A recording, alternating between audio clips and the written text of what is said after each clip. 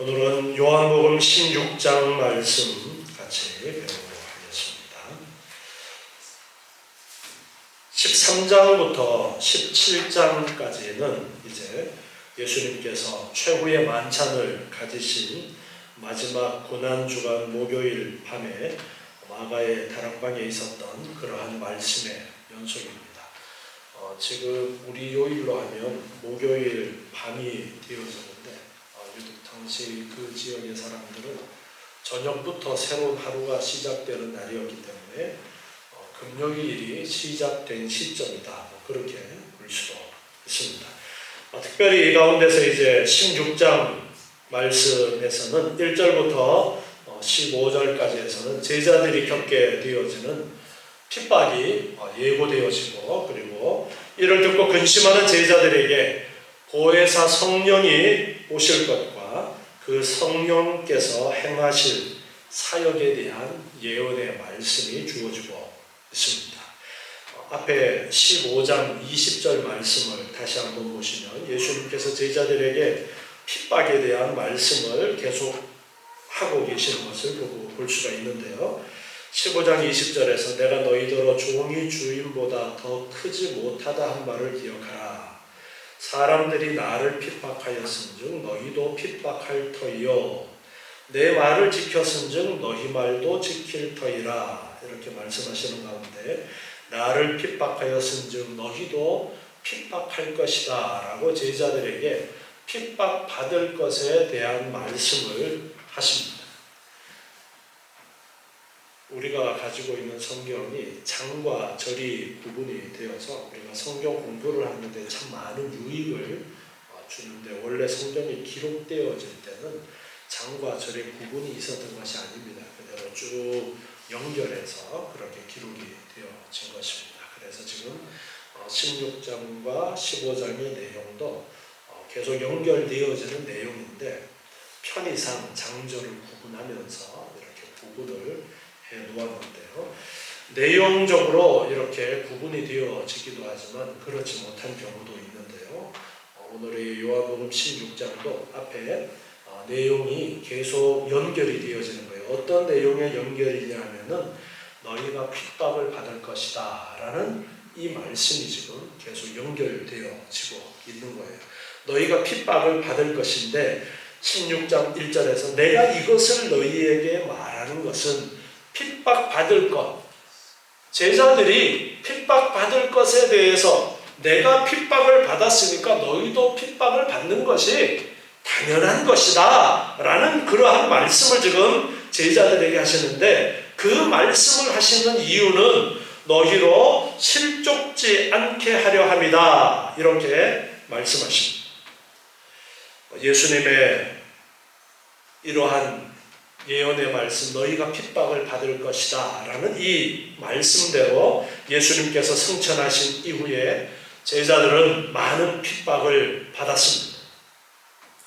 감옥에 갇히기도 했고, 전해지는 이야기에 의하면 사도 요한을 제외한 나머지 모든 사도들이 순교를 당했다라고 그렇게 전해지고 있습니다. 그러나 그들은 이런 핍박을 당연한 것으로 여기고 핍박으로 인해서 결코 믿음을 버리지 않았습니다. 이것은 예수님께서 오늘 이 본문처럼 미리 말씀해 주셨던 그 말씀이 있었기 때문입니다. 예수님께서 미리 말씀하시는 이유가 너희로 나중에 그러한 일을 당했을 때 실족하지 않도록 하기 위해서 내가 너희에게 핍박이 있을 것을 미리 이야기하는 것이다 그렇게 가르쳐주고 있습니다. 마태복음 13장 20절부터 말씀을 보면요, 여러가지 밭에 대한 말씀을 하시는 가운데 돌밭에 뿌리웠다는 것에 대해서 말씀을 하시는데요, 돌밭에 뿌리웠다는 것은 말씀을 듣고 즉시 기쁨으로 받되 그 속에 뿌리가 없어 잠시 견디다가 말씀을 인하여 환난이나 핍박이 일어나는 때에는 곧 넘어지는 자요 이렇게 말씀하면서 환난과 핍박이 있는데 돌밭과 같은 그러한 믿음의 사람들은 말씀을 받을 때는 참 기쁨으로 받는데 뿌리가 없기 때문에 잠깐 견디다가 환난과 핍박이 있으면 견디지 못하고 쓰러지고 만다라는 그러한 말씀을 하신 부분입니다. 우리의 믿음이 견고하게 뿌리를 받고 있지 않으면 환난과 핍박에 넘어지고 결실하지 못하게 되어지는 그러한 돌밭과 같은 그러한 믿음이 되어질 수가 있습니다. 그래서 예수님께서 제자들에게 미리 말씀을 하셨어요. 시험에 들지 않도록, 넘어지지 않도록 하기 위해서 너희에게 환난이 있을 것이다 라는 말씀을 미리 하셨던 것입니다. 마태복음 24장 9절부터 말씀해 보면 마지막 때에 있을 일들을 말씀을 하시면서 역시 환난에 대해서 말씀하시는데요. 24장 9절에 보니까 그때에 사람들이 너희를 환난에 넘겨주겠으며 너희를 죽이리니 너희가 내 이름을 위하여 모든 민족에게 미움을 받으리라. 그때에 많은 사람이 시험에 빠져 서로 잡아주고 서로 미워하겠으며, 시험에 빠져서 서로 잡아주고 서로 미워한다라는 것은 믿는다라고 하는 사람들 안에서 서로 이런 일들이 일어날 수 있는 부분을 언급하시는 거예요.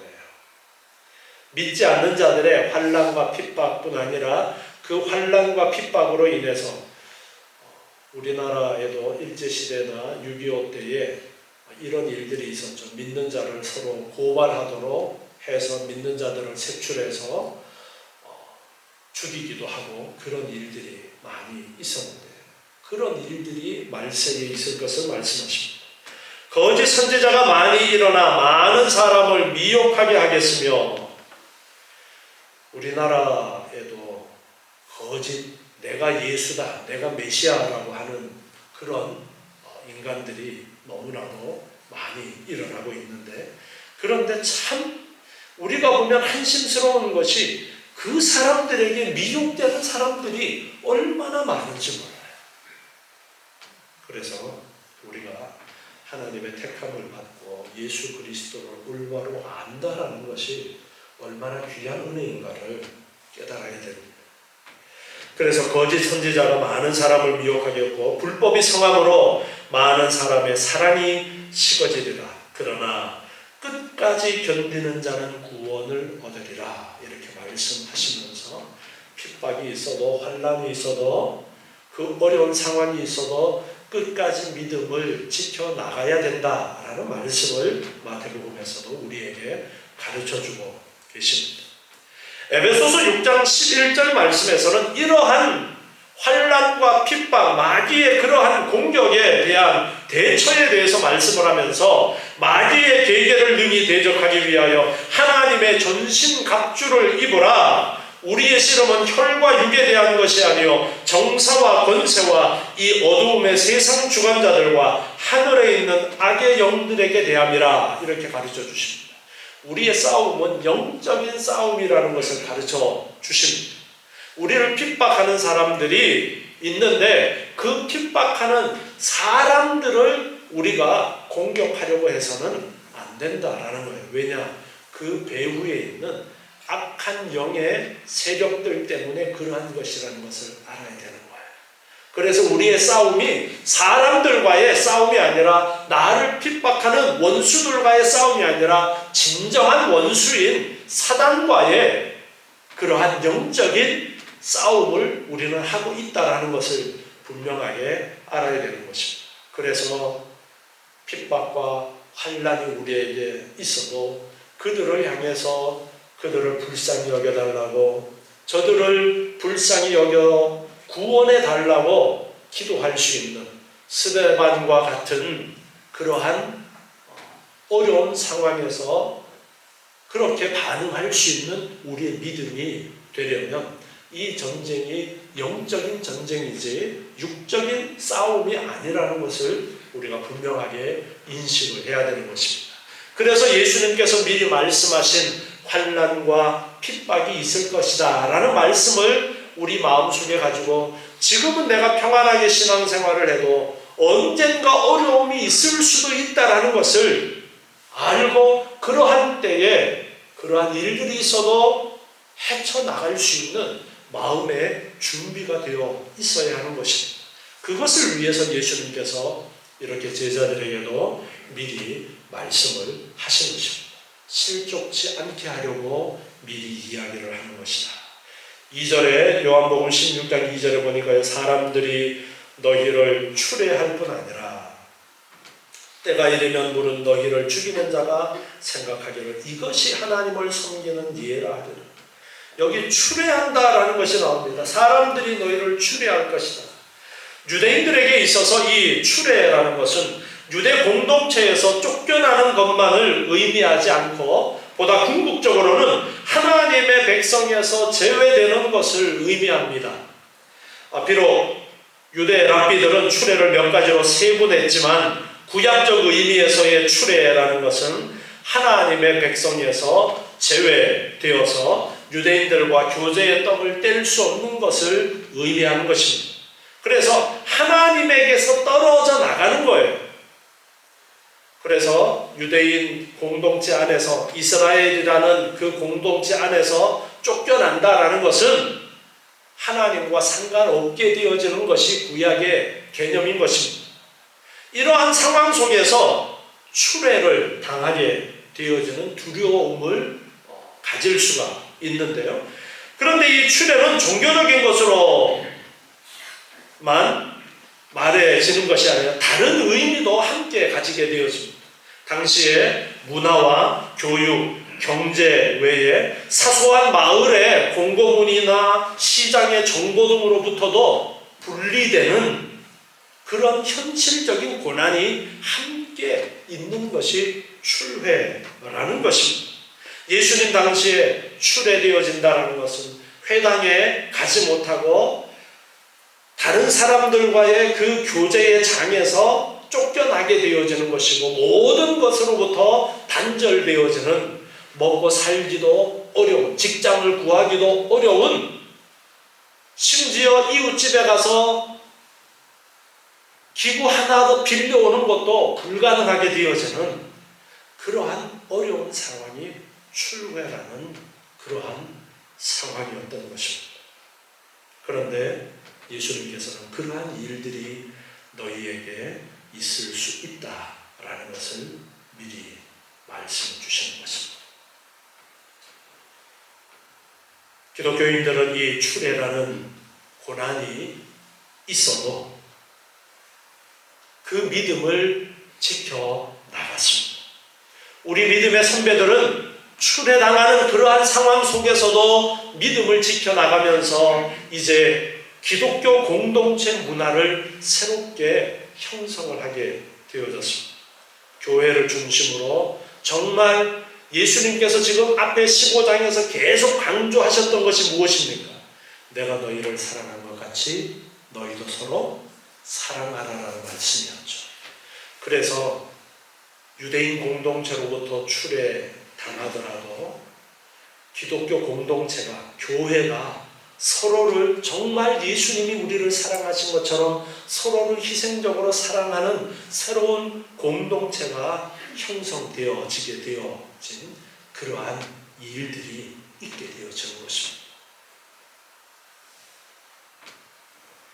누가복음 6장 22절 말씀에 보면요, 인자를 인하여 사람들이 너희를 미워하며 멀리하고 욕하고 너희 이름을 악하다 하여 버릴 때에는 너희에게 복이 있도다. 그날에 기뻐하고 뛰놀라. 하늘에서 너희 상이 크니라. 저희 조상들이 선지자들에게 이와 같이 하였느니라. 아멘. 너희를 미워하고 멀리하고 욕할 때에, 악하다고 할 때에 오히려 기뻐해라. 주님을 위해서 환난과 핍박을 당하는 그런 일들을 오히려 기뻐해라.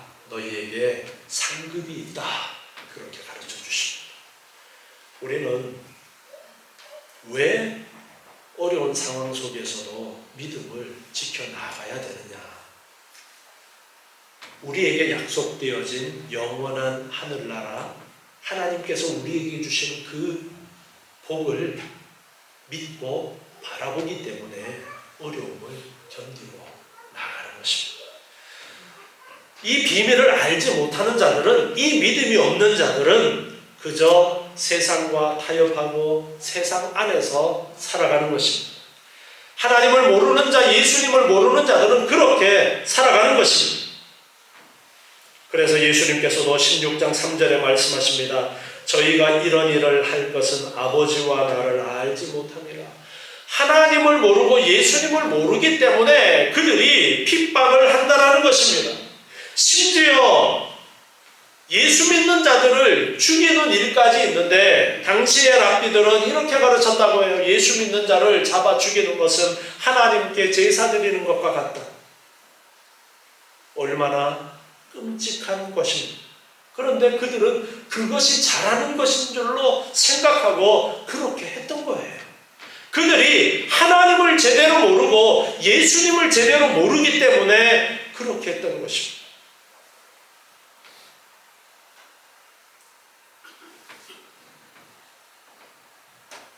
호세아 4장 6절 말씀에 이렇게 가르쳐 주십니다. 내 백성이 지식이 없으므로 망하는도다. 하나님을 아는 올바른 지식이 없으므로 망한다. 왜 망하느냐?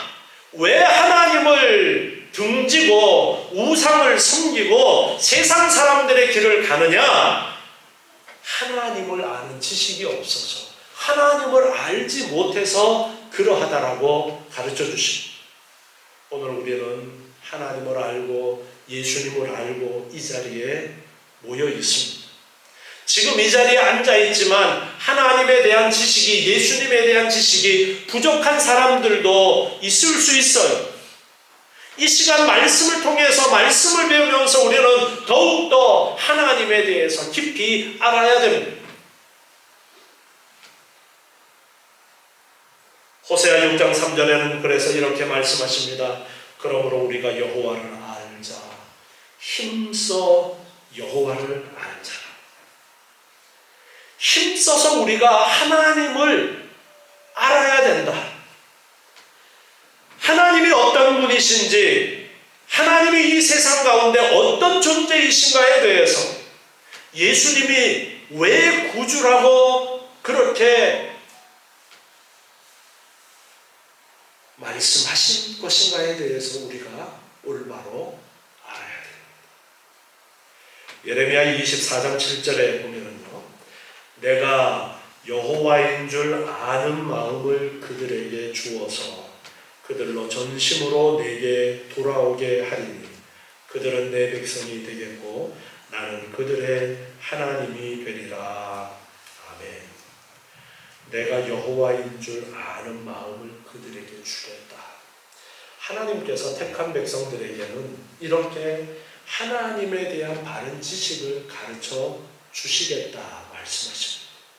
예수님께서 또 다른 보혜사 성령에 대해서 말씀하시면서 계속해서 그 성령은, 그 보혜사 성령은 예수님께서 가르쳐 주신 말씀들을 깨닫도록 해주신다. 그렇게 말씀하셨는데, 이 구약 예레미야서에서도 바로 성령을 통해서 우리의 마음을 새롭게 해주시는 것을 말씀하고 있는 것입니다.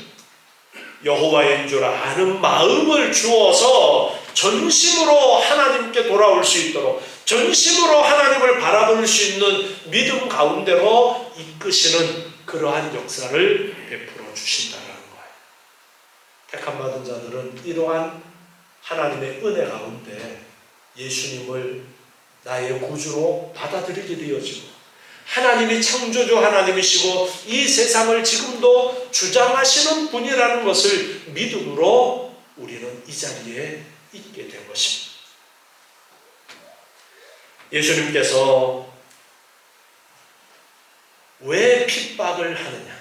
그들이 하나님을 몰라서, 예수님을 바로 알지 못해서 이게 하나님을 잘 섬기는 길이야 하면서 예수 믿는 자들을 잡아 죽이는 그런 일들을 하고 있다라고 말씀하십니다. 앞으로 그런 일들이 많이 있을 것이라고 제자들에게 미리 말씀하고 있는 거예요. 4절에서 오늘 본문 4절에 보니까 오직 너희에게 이 말을 이룬 것은 너희로 그 때를 당하면 내가 너희에게 이 말한 것을 기억나게 하려 함이라. 너희에게 환난이 닥쳤을 때에 지금 내가 한 이 말을 생각나도록 하려고 지금 내가 거듭거듭 너희에게 이 이야기를 하고 있다라고 말씀하십니다. 처음부터 이 말을 하지 아니하는 것은 내가 너희와 함께 있었습니다. 예수님이 제자들과 함께 있는 동안에는 이런 말씀이 필요 없었지만 이제는 예수님께서 더 이상 제자들과 함께 있지 않고 십자가를 지시고 죽음을 맞이하고 부활 승천하신 이후에 하늘 보좌로 가실 것이기 때문에 이제 제자들에게 비로소 이 말씀을 하시는 것입니다. 예수님이 함께 계실 때는 예수님께서 모든 환난과 핍박을 막아주셨어요. 슬퍼하고 금식할 것이 아니라고 했어요. 왜? 잔치집에 신랑과 함께 있는 것과 같기 때문에 예수님이 계시는 동안에는 슬퍼하고 금식할 것이 아니지만 그러나 슬퍼하고 금식할 때가 온다라는 말씀을 예수님께서 하셨어요. 이제 예수님께서 제자들에게 앞으로 닥칠 환난과 핍박에 대해서 말씀하고 있습니다. 그래서 어려운 환난과 핍박이 있을 때에 그 환난과 핍박을 피하는 것이 아니라 맞서 싸워서 환난과 핍박을 이겨내도록 하기 위해서 예수님께서 미리 제자들에게 이렇게 일러주셨던 거예요.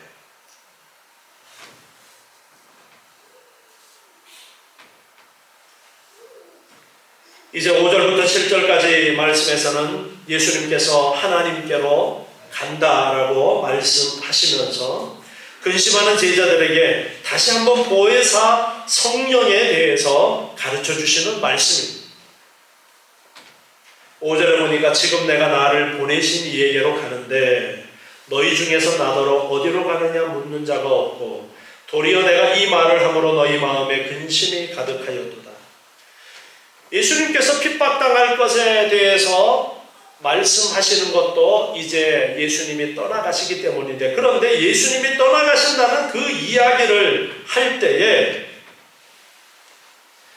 어디로 가느냐 묻는 자가 없고 도리어 내가 이런 말을 할 때에 마음에 근심이 가득했다. 예수님께서 그렇게 말씀하십니다. 제자들은 지금 예수님께서 가시는 그 길이 어떤 길인지를 몰랐던 겁니다. 예수님의 죽음에 대한 이해가 부족했기 때문에 그저 예수님이 간다라고 하니까 자기들을 떠나서 어디 딴 나라로 훌쩍 떠나버리시는 그런 정도로만 생각을 하고 있었던 겁니다. 그래서 마음에 근심하게 되어지고 어디로 가십니까? 묻는 자도 없었습니다. 예수님은 지금 나를 보내신 이에게로 가는데 그렇게 말씀하고 있어요. 나를 보내신, 즉 아버지 하나님께 하늘 보좌로 다시 올라가실 것을 지금 말씀하시는데 제자들은 거기에 대해서는 전혀 알지 못하고 그저 예수님이 우리를 떠나시는 것, 그것만 생각하고 지금 마음속에 염려가 되는 거예요. 그래서 예수님께서 7절에 이어서 말씀하십니다. 그러하나 내가 너희에게 실상을 말한다. 내가 너희에게 지금 이 상황이 어떤 것인지 너희에게 가르쳐 줄게 하면서 말씀하십니다. 내가 떠나가는 것이 너희에게 유익이라. 내가 떠나가지 아니하면 보혜사가 너희에게로 오시지 아니할 것이요 가면 내가 그를 너희에게로 보내리니, 이렇게 말씀하십니다. 실상은 내가 떠나가는 것이 더 낫다. 너희는 내가 너희와 함께하지 않고 어디로 떠나는 것에 대해서 근심하고 있지만 내가 아버지께로 돌아가는 이것이 너희에게 얼마나 큰 유익이 되느냐 하면 바로 보혜사 성령이 오실 것이기 때문에 너희에게 유익이 되어지는 것이고 너희에게는 더 좋은 길이다라고 그렇게 말씀하십니다. 성령이 오시는 유익이 무엇이냐? 첫 번째로는 성령이 오심으로 이해하지 못했던 것들을 깨닫게 되는 그런 은혜가 있습니다. 두 번째로는 성령이 오시면 영원토록 우리와 함께 하시겠다라고 말씀하셨어요. 떠나지 아니하고 영원토록 함께 하신다. 세 번째로는 예수님께서 이루신 구속의 사역을 적용하시는 분이 성령이십니다. 그래서 예수님께서 가시고 성령이 오시면 이제 우리의 삶 속에 예수 그리스도께서 이루어 놓으신 구속의 그 놀라운 은혜의 것들이 우리의 삶 속에 충만하게 나타나게 되어질 것입니다. 그래서 보혜사 성령을 보내리라 그렇게 말씀하십니다. 이제 8절부터 11절까지는 예수님께서 성령께서 오셔서 세상에서 어떠한 일들을 하시는 것에 대해서 언급하십니다. 8절에 보니까 성령 그가 와서 죄에 대하여 의에 대하여 심판에 대하여 세상을 책망하실 것이다. 책망하신다라고 번역되어져 있는데요. 이 의미는 그릇된 생각을 꾸짖어 바로잡는다라는 그러한 의미의 단어입니다.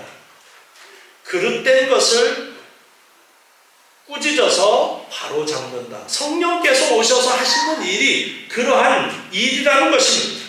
세상에 대해서 세상의 잘못을 정당하게 드러내어서 어떤 것이 잘못인가를 알도록 해서 바로잡는 역할을 성령께서 하실 것을 말씀하십니다.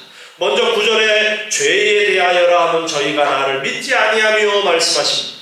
나를 믿지 않는 것이 바로 죄라는 것을 말씀해 주실 것이다. 이런 의미입니다. 예수님을 믿지 않는 것이 죄라는 것을 성령께서 오셔서 바로잡아 주실 것이다. 알도록 해 주실 것이다. 그렇게 말씀하시는 것입니다. 요한복음 8장 24절에서 보면 너희가 만일 내가 그인 줄 믿지 아니하면 너희 죄 가운데서 죽으리라 그렇게 말씀하셨습니다. 이처럼 예수를 믿지 않는 것이 죄고 죄로 말미암아 영원한 죽음에 있게 되어진다라는 것을 가르쳐 주시는 것이 성령의 사역이라는 것입니다. 다음 10절 말씀해 보면 의에 대하여라 함은 내가 아버지께로 가니 너희가 다시 나를 보지 못하며, 이 말씀은 예수님께서 아버지께로 돌아가기 때문에 너희가 나를 더 보지 못하게 되는 것이 하나님의 의를 나타내는 것이다. 그렇게 지금 말씀하시는 겁니다. 예수님이 하나님께로 가는 것이 바로 하나님의 의를 나타내는 것이다. 예수님의 무죄를 증명하는 의는 하나님의 본성에 속하는 의로서 죄 가운데 있는 세상을 심판하시는 공의가 되기도 합니다. 세상은 자기의 의를 세우려고 하나님의 의에 복종치 않았을 뿐만 아니라 오히려 의의 성취자이신 예수님을 십자가에 매달아 죽였습니다. 이처럼 세상은 하나님께서 보내신 독생자를 영접하지 않은 그 죄로 의의 심판을 받을 수밖에 없었습니다. 그리고 이 의의 심판은 세상의 의의 죽임을 당한 예수님께서 부활하여 하나님의 품으로 돌아가심으로써 더욱더 확정이 되었습니다. 예수님이 죄가 있어서 죽은 것이 아니라 죄가 없이 죽으셨다는 것이 확증된 거예요. 예수님이 부활하시고 승천하심으로써 죄로 말미암아 죽었다면 부활할 수도 없었고 하늘로 올라가시는 승천도 없었을 것인데, 그러한 일들이 있었기 때문에 이제 더욱더 분명하게 드러나게 되어졌다라는 것입니다. 예수님이 하나님의 의라는 것이 더욱더 분명하게 드러나게 되어졌는데 성령께서 오셔서 그것을 가르쳐 주실 것이라는 것입니다. 11절에서는 심판에 대하여라 하면 이 세상 임금이 심판을 받았다 말씀하십니다. 이 세상 임금이라는 이 말씀은 사단에 대해서 계속해서 이런 단어를 사용을 하십니다. 이 세상 임금이라고 할 때는 사탄을 이야기하는데요. 이 세상 임금이 심판을 받았다라는 것은 사탄이 심판을 받았다라는 것입니다. 예수님의 십자가의 죽으심과 부활은 신적 권위로 내려지는 사탄에 대한 사법적인 심판을 포함한 것입니다. 십자가에 달려 고통을 받고 죽어가는 분은 예수님이었지만 실제로 심판받는 자는 사탄이기 때문입니다. 예수님께서는 마귀의 일을 멸하려 오셨다라고 말씀하십니다. 따라서 내가 다 이루었다라고 십자가 위에서 외치신 그 외침은 죄인을 위한 대속의 사역을 이루신 것뿐 아니라 사단에 대한 심판까지도 완료되었다라는 그러한 선포가 되었습니다. 사단은 죄와 사망 이 두 가지 권세로 세상을 지배하고 있습니다. 십자가에서 죄에 대한 그리고 부활에서의 죽음에 대한 예수님의 승리는 사단이 심판받았다라는 것을 우리에게 분명하게 보여주고 있습니다. 예수님의 죽으심과 부활은 바로 세상의 죄와 사망에 대한 심판이었습니다. 예수님께서 하늘 보좌에 다시 오르신 이후에 오신 성령께서는 바로 이와 같은 사실을 확신시켜 주십니다. 즉 예수 안에 있는 우리가 정죄를 당하지 않게 될 것과 예수를 거부하는 사람마다 두려운 심판이 기다리고 있음을 알게 하시는 것이 또한 성령께서 오셔서 이루실 사역이라고 가르쳐 주십니다. 그리고 이제 12절에 보면 내가 아직도 너희에게 이룰 것이 많으나 지금은 너희가 감당치 못하리라. 그러하나 진리의 성령이 오시며 그가 너희를 모든 진리 가운데로 인도하시리니. 예수님께서 더 많은 것들을 말씀으로 가르쳐 주시기를 원하나 지금은 너희가 감당치 못하기 때문에 성령께서 오시면 너희를 진리 가운데로 인도하실 것이다 말씀하십니다. 그가 자의로 말하지 않고 오직 듣는 것을 말하시며 장래 일을 너희에게 알리시리라. 성령이 오셔서 말씀을 깨닫도록 해주실 때에도 예수님께서 오셔서 철저하게 보내신 분, 성부 하나님의 뜻을 따라 행하셨던 것처럼, 말씀하셨던 것처럼 성령 하나님도 철저하게 보내신 자, 성부 하나님과 성자 하나님의 이르신 말씀을 가르쳐 주신다. 그 말씀을 하고 계십니다. 그래서 성부, 성자, 성령께서 온전히 하나가 되셔서 우리의 구원의 놀라운 그 역사를 이루심을 가르쳐주고 있습니다. 14절을 보니까 그가 내 영광을 나타내리니 내 것을 가지고 너희에게 알리겠음이라 말씀하십니다. 성령이 하시는 일이 내 영광을 나타낸다. 예수님께서 이 땅에 오셔서 철저하게 보내신 아버지 하나님의 영광을 위해서 사셨던 것처럼 보냄을 받은 성령께서도 보내신 성자 하나님의 영광을 위해서, 성부 하나님의 영광을 위해서 일들을 하신다. 그렇게 가르쳐 주십니다. 그래서 예수 그리스도를 드러내는 그러한 일들을 성령께서 오셔서 하시는 것을 말씀하십니다. 그래서 내 것을 가지고 너희에게 이르겠다. 성령께서 증거하시는 모든 그 출처가 예수님의 말씀 안에 있다라는 것을 언급하고 계십니다. 15절에 보니까 무릇 아버지께 있는 것은 다 내 것이라. 그러므로 내가 말하기를 그가 내 것을 가지고 너희에게 알리리라 하였노라. 아버지의 것이 다 내 것이다. 예수님의 것이다. 라는 이 선언은 어떤 도전으로도 반박할 수 없는 사실입니다. 예수님의 이 주장은 성자가 성부와 동일하시다라는 것을 가르쳐 주시는 삼위일체의 근거가 되어지는 그러한 말씀이기도 합니다. 성부 하나님은 예수님에게 자기의 모든 것을 주셨습니다. 예수님의 모든 행위와 모든 말씀은 다 성부 하나님께서 주신 것들이었습니다. 따라서 자의로 말하지 않고 예수님에게서 듣는 것만을 말하시는 성령의 말씀은 결국 성부 하나님의 말씀이기도 한 것입니다. 그래서 성부, 성자, 성령께서 동일하게 하나가 되셔서 모든 구원의 일들을 이루시는 것을 가르쳐주고 계십니다. 예수님께서 제자들에게 핍박이 있을 것이다. 그리고 성령이 임하실 것이다. 성령이 오는 것이 너희에게 유익이 되어진다. 이렇게 말씀하십니다. 이 비밀을 우리가 알아야 됩니다. 우리가 이 비밀을 알지 못하면 하나님을 올바로 알지 못해서 예수 믿는 자들을 핍박했던, 하나님을 믿는다고 했던 초대교회 당시에 많은 유대인들과 같은 잘못을 저지를 수가 있어요.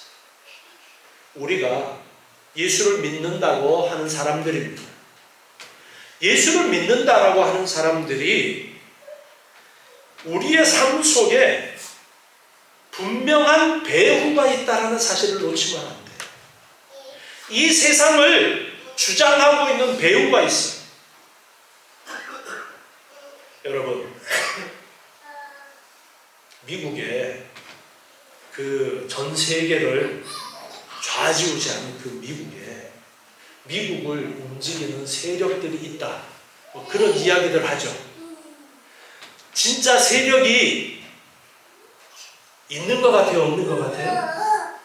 네. 있는 것 같죠? 있던 없던 우리나라를 좌지우지하는 그런 숨겨진 세력들이 있는 것 같아요? 없는 것 같아요? 있는 것 같죠? 네. 그런데 더 중요한 거,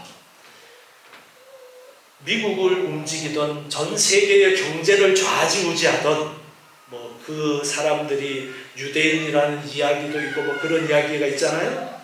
더 중요한 것은 이 세상을 지금 배후에서 움직이고 계시는 분이 계심을 우리는 알아야 돼요.